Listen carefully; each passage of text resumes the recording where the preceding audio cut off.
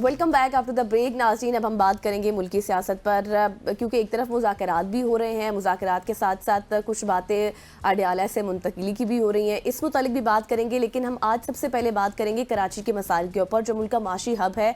हालिया दिनों में सियासी, तालीमी और समाजी बहरानों का भी शिकार रहा है। इसके साथ साथ MQM के सीनियर रहनुमा डॉक्टर फारूक सत्तार ने तालीमी बोर्ड्स के नताइज और कोटा सिस्टम पर भी शदीद तनकीद की है।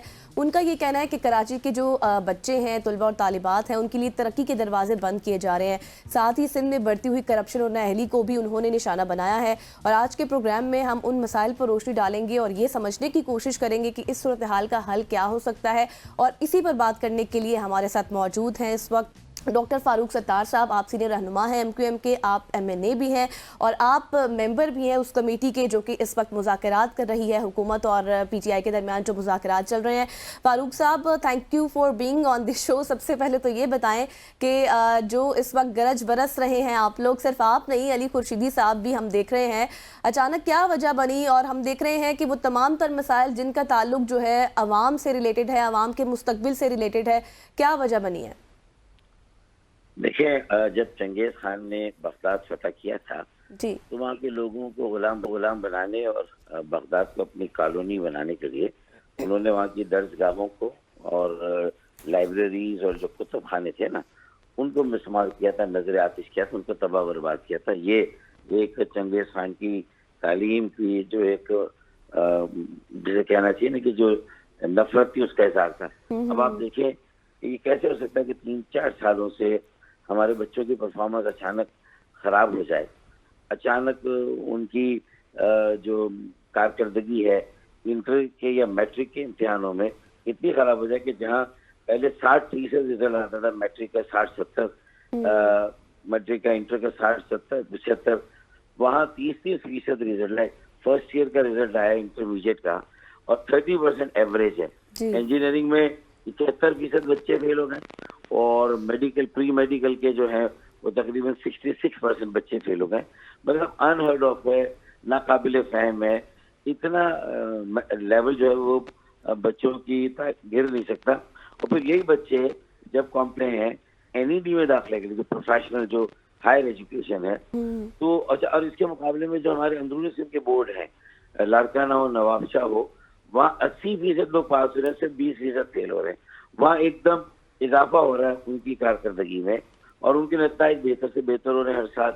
तो ये 2-3 जो किस्म के बोर्ड्स बने हुए हैं, तो लगता है कि अब हमारी सूबाई हुकूमत और जो इसके वडेरे हैं खास तौर पर, जो ये हमेशा एक शहरों के जो हुकूक है उनको सल्ब किया है और ये रूरल अर्बन डिवाइड के नाम पे हमेशा एक्सप्लॉइट किया उन्होंने, तो ये तालीम का कत्ल हो रहा है, ये मुस्तकबिल का कत्ल हो रहा है, ये मुल्क के मेहमारों की जो सलाहियतें हैं उन्हें जो है वो एहसास कमतरी में मुब्तला करके ये मुल्क की तामीर और तरक्की के खिलाफ साजिश है, ये मुल्क की बका सलामती के खिलाफ साजिश है। तो अब आप बताइए कि उसके बाद हम गरजेंगे नहीं, बरसेंगे नहीं, तो क्या मतलब है कि हम मतलब इसको खामोशी से कबूल कर लेंगे? ये सिर्फ हमारे बच्चों के खिलाफ कराची के, और कराची में अब थोड़ी सिर्फ उर्दू बोलने वाले गुजराती, मेमन या महाजर ही रहते हैं। ठीक है, 91% उनकी 51% आबादी होगी जो कि सेंसस में आई है, लेकिन बाकी 49% मेरे पंजाबी भाई हैं, पख्तून हैं, सिंधी हैं, बलोची हैं, हजारेवाल सरायकी। अब तो कराची देखें ना, सबका शहर है, हर इलाके का पाकिस्तानी, हर जबान। फिर भी ये जो कराची के खिलाफ नफरत है उसमें कहीं से कमी की कोई आसार ही नहीं है। और अब बोर्ड्स को यूज किया जा रहा है हमारे बच्चों। फारूक भाई, ये आपकी बातों से मुझे लग रहा है कि जिस तरह आप ये कह रहे हैं कि कराची के साथ ये तालीमी में महाज पे भी जानबूझ के इस तरह की चीज़ें की जा रही हैं, लेकिन हमारे साथ जब भी सिंध गवर्नमेंट से कोई भी तर्जुमान मौजूद होते हैं वो तो कहते हैं कि कराची में बिल्कुल दूध और शहद की नहरें जो है बह रही हैं, वहाँ पे किसी किस्म की कोई ख़राबी नहीं है। लेकिन जब न्यूज़ में सुनते हैं या फिर हम वहाँ के हालात देखते हैं तो हालात तो बहुत बुरे हैं। देखिए, मैं यही कह रहा हूँ कि एक तरफ हालात है, एक तरफ हकीकत है, और दूसरी तरफ जो है उन्होंने लोगों की गोया की आंखों में पट्टी बांधते हैं, लोगों की आंखों में मुसलसल धूल झोंकने का सिलसिला शुरू किया हुआ है। बिला वजह एक आध कोई काम, अगर उनकी एक हेल्थ मिनिस्टर है, उन्होंने कुछ अस्पतालों की कारकर्दगी को थोड़ा बेहतर किया, देखें, और जहाँ अच्छा काम हुआ है उसको भी तो हम सराहते हैं ना। हमने तो अपनी तरफ से कोई मतलब एक जिसका ड्यू है उसको ड्यू दिया है, जो डिजर्व करता है, अच्छा काम किया। तो हमारी नजर में तो लोगों को डिलीवर आपने किया नहीं किया, परफॉर्म किया नहीं किया। हम ये कह रहे हैं कि वही बच्चे जो लाड़काना नवाबशाह किए और फिर कराची के जब NED इंजीनियरिंग यूनिवर्सिटी में दाखिले के लिए दाखिला टेस्ट में अपीयर होते हैं, तो वहाँ आखान बोर्ड के बच्चे उनका रिजल्ट 74% और सॉरी 84, और जो फेडरल बोर्ड के उनका 73 और कराची के बच्चों का 67, जबकि लाड़काना नवाबशाह के बच्चों का 20% है। तो वहाँ कल ही खुल जाती है कि भाई बोर्ड में एक मयार बनाया गया है कि 15% बच्चे जो पास होते हैं लाड़काना नवाबशाह में उनके A1 ग्रेड है। लेकिन फारूक सितार साहब, कल सादिया जावेद साहिबा यही कह रही थी कि आप लोगों की जितनी भी प्रेस कॉन्फ्रेंसेस हैं वो झूठ का मुरब्बा है, और अब जो नौजवान है वो बाशऊर हो चुका है और सिर्फ सिंध वाहिद सूबा है जहां पर तालीम भी मुफ्त है। साथ ही साथ वो ये भी कह रहे हैं कि पहले जो है वो मार्क्स अच्छे आना, फिर यकायक फेल कर देना, परसेंटेज कम आना। साथ ही साथ वो ये भी कह रही हैं कि एक प्रोसेस है आपके रीचेकिंग का, मतलब आप पेपर्स को रीचेक करा सकते हैं। तो without going that process MQM कैसे ये कन्विक्शन कर सकती है कि इस तरह से रिजल्ट आया है, और किस तरह से वाकई क्यों ऐसा होगा, बच्चों को क्यों फेल किया जाएगा?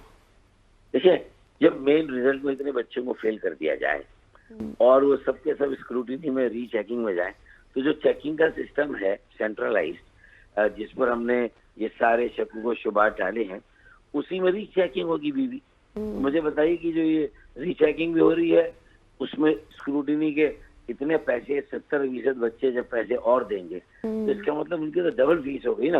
एक तरफ तो वो एग्जाम में बैठते वो फीस देंगे, एक तरफ स्क्रूटिनी के पैसे देंगे, और अल्लाह ना करे फिर भी पास नहीं हुए तो अगली बार फिर एग्जाम में बैठेंगे फिर फीस देंगे।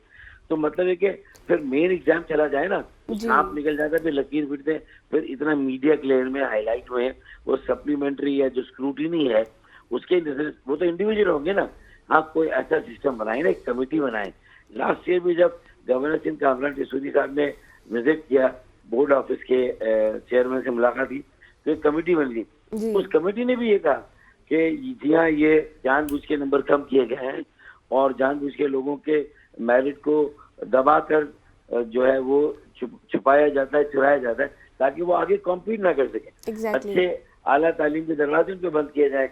अच्छा, तो अब करें ना, मैं कहता हूँ आगा खान बोर्ड के लोगों को ले, फेडरल बोर्ड के लोगों को ले, उनकी कमेटी बनाए, और ऊपर से मॉनिटरिंग करेंगे MQM और पीपल्स पार्टी के MPS, उनकी कमेटी बना दे। तो आए ना, जो मुतालबा हम कर रहे हैं करें फिर उसको। ये सिर्फ एक चीज बयान दे देना झूठ का बुलंदा, और एक मेरी बहन और बेटी को मेरे सामने लाकर मेरे ठोस हकायक, फिर मैंने कहा अगर ऐसी मेरी बेटी इतनी कम परफॉर्म करिए तो अभी सिर्फ पब्लिक सर्विस कमीशन के एग्जाम में डॉक्टर बेटियां बैठी, डॉक्टर बेटे बैठे, तो शुरू की 20 पोजीशनों में मेरी बेटियों की पोजीशन है 15 है, अर्बन से रूरल सिंध की 5 है 20 में से, तो फर्क साफ जाहिर है।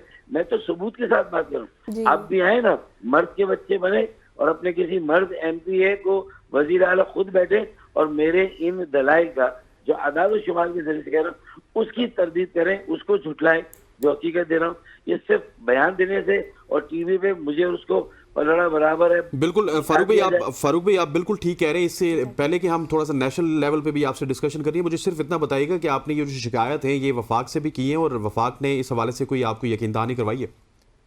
देखिए, वफाक में मेरी एहसन इकबाल साहब से बात हुई, उन्होंने कहा भाई मैंने तो खुद अभी तुम्हारी ये प्रेस कॉन्फ्रेंस देखी, मैं तो हैरान हूँ कि ये क्यों ऐसा कर रहे हैं आपके साथ, इनको क्या बुग़्ज़ है, क्या दुश्मनी है, ये कराची को क्यों नहीं करते। अच्छा, फिर सबसे बड़ी मजे की बात क्या पता है, अगर वो कह रहे हैं कि ये रीचेकिंग में जाए, यार तो इनकी बला से कराची के बच्चे सिंध के बच्चे नहीं है क्या? कराची के बच्चे पाकिस्तान के शहरी नहीं है क्या? कराची के तालीमी बोर्ड का चेयरमैन जो हमेशा एडॉप्टिज्म पर आया, जो मेरिट पर नहीं, इससे पहले 2 चेयरमैन जुल्फकार शाह, नसीम अहमद मेमन को हाई कोर्ट ने हटाया, जो डिजर्व नहीं करते, सियासी तकरूरियत सियासी तौर पे लगाया। तो इसका मतलब है कि जो मेरिट पे नहीं है, जो एल नहीं है, एक स्टेटस को एडॉप्टिज्म है, अपनी मर्जी के अफसरान लगाए जाते हैं। तो मुझे बताइए कि आज ये जो अभी जो इमरान कादरी थे, अब उनको हटा के उन्होंने कोई आदमी नहीं है इनके पास, वो जो मैट्रिक बोर्ड का था उसी को दे दिया कि वो चलाए इंटर का।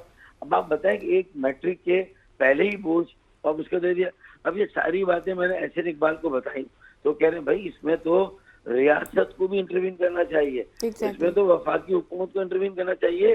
ये सिर्फ महाजरों का, कराची की ज़बान बोलने वाले बच्चों के मुस्तकबिल को ना सिर्फ नहीं तारीख किया जा रहा है, बल्कि ये पाकिस्तान की मुस्तकबिल के साथ, तालीम के साथ, मेरिट के साथ खिलवाड़ हो रहा है। तो मैंने कहा भाई आप भी करें, मैं भी हर दरवाजा खटखटाता हूँ और लोगों को कहता हूँ भाई खुदा के लिए इसको रोके आप, ये चलिए रोके। फारूक और साहब, हम भी बेहतरी की उम्मीद ही करते हैं, जिस तरह से आप भी बता रहे हैं कि आपने भी ये मुकदमा आगे रखा है विफाक के। अब देखते हैं कि आगे से क्या रिस्पांस आता है। थोड़ा सा आगे बढ़ते हैं, चूंकि आप मेंबर भी हैं कमेटी, जो मुज़ाकराती कमेटी है उसके, तो इस रिलेटेड बताइएगा, मुज़ाकरात हुए हैं, पहली मीटिंग हुई, दूसरा दौर हुआ, क्या कुछ आपको लगा, किस हद तक कामयाबी के इम्कानात है? असल में मैं इस मुज़ाकराती अमल की बहुत ज्यादा तारीफ इसलिए नहीं कर रहा कि अल्लाह ना करे उसको नजर ना लग जाए। मैंने ये महसूस किया कि पीटीआई और अपोजिशन की जमातें हों और पीएमएलएन और पीपल्स पार्टी एमकेएम और दीगर हुकूमत की जमातें हों, मैंने सारे जो नुमाइंदे हैं इस कमेटी में हर पार्टी के, उनकी मस्बत सोच देखी और संजीदगी पर जोर दिया गया, नेक नियती पर जोर दिया गया और इस बात पे जोर दिया गया कि भाई डीरेल नहीं होना चाहिए मुज़ाकरात, कोई स्पैनर नहीं आना चाहिए, कोई रुकावट नहीं आनी चाहिए मेरे ख्याल में, और इसे जो है वो कामयाब करना चाहिए, क्योंकि ये मुल्क के लिए अब नागुज़ीर हो गया है। मुल्क की बका, तरक्की, इस्तेहकाम, मैं समझता हूँ इस वक्त पूरा मुल्क यरगमाल है इस पोलराइजेशन और जो सियासी महादाराई और ये जो हम देखते हैं कशीदगी मुल्क में। तो माशी बहरान रोजाना संगीन से संगीन तक, बेरोजगारी, जितना भी हुकूमत क्लेम कर लें कि कुछ मैक्रो इकोनॉमी बड़े आदाब जो हैं उनमें थोड़ी बेहतरी जरूर हुई है, लेकिन नीचे तक उसके असरात अभी नहीं गए। आम लोगों की जिंदगियां उसी तरह अजीरन है। गैस, बिजली, तेल के बिल आप देख लें, लोड शेडिंग देख लें गैस और बिजली की। मैं समझता हूँ कि लोग या तो खुदकुशियां कर रहे हैं, या मैं समझता हूँ कि स्ट्रीट क्राइम में इजाफा हो रहा है, या बगावत के जो है वो रुझानात उनमें जन्म ले रहे हैं। मेरे ख्याल में ये मुल्क के लिए, फिर रियासत के लिए, बका सलामती के लिए ये रुझाना खतरनाक है। इसका एहसास अल्लाह करे, मुझे लगता है सबको है। और सब ये देख रहे हैं कि अब अपोजिशन की जमात ये महसूस करे कि उनका वोट बैंक उनसे भी सवाल करेगा कि अगर ये सिर्फ मुल्क की सारी मशीनरी रुक जाएगी, कॉन्स्टिट्यूशनल मशीनरी का ब्रेक डाउन हो जाएगा, तो फिर उसके बाद पाकिस्तान में जो सरमाया लगा हुआ है वो भी निकल जाएगा। नया सरमाया तो दूर की बात, हमारा टैलेंट ब्रेन ड्रेन हो रहा है, लोग बाहर जा रहे हैं। तो ये वो बैकग्राउंड में फैक्टर्स हैं, लगता है, जिसको सबने महसूस किया। अच्छा फारूक भाई, मुझे ये बताइएगा कि जिस तरह तहरीक इंसाफ कह रही है ना कि उनको बानी पीटीआई से मुलाकात करवाई जाए, उसके बाद वो आपको फैसले से आगाह करेंगे। दूसरी जानिब हम देख रहे हैं कि शेख वकास अकरम हमें बताते हुए नजर आ रहे हैं हमारी तमाम तर तहरीकें इंटैक्ट हैं, वो उसी तरह चलेंगी। सो क्या आप समझते हैं कि हुकूमत के एंड से भी, क्योंकि आप भी गवर्नमेंट का हिस्सा हैं, कि एक नेक नियति ये होनी चाहिए कि जब भी उनके मुज़ाकरात हों उनको कम से कम अडियाला का एक्सेस तो होना चाहिए कि फ़ौरन से जाके अपने बानी को उस हवाले से एतमाद मिले, और तहरीक इंसाफ को भी बयानबाजी से पीछे हटना चाहिए? मेरे ख्याल में वहाँ तो तहरीक इंसाफ के जो नुमाइंदे सब कहते हैं कि हाँ हमारे यहाँ, मतलब सब, यानी पीएमएलएन भी कहती है कि भाई हमारे यहाँ भी हॉक्स है, तुम्हारे भी हॉक्स है। इस बात का एतराफ़ दोनों नुमाइंदे तो कर रहे हैं जो मुज़ाकरात में, और अल्लाह करिए वो मुकम्मल तौर पे मैंडेटेड, इनको एतमाद अपनी अपनी जमातों का और उसके साथ ही बैठे हों।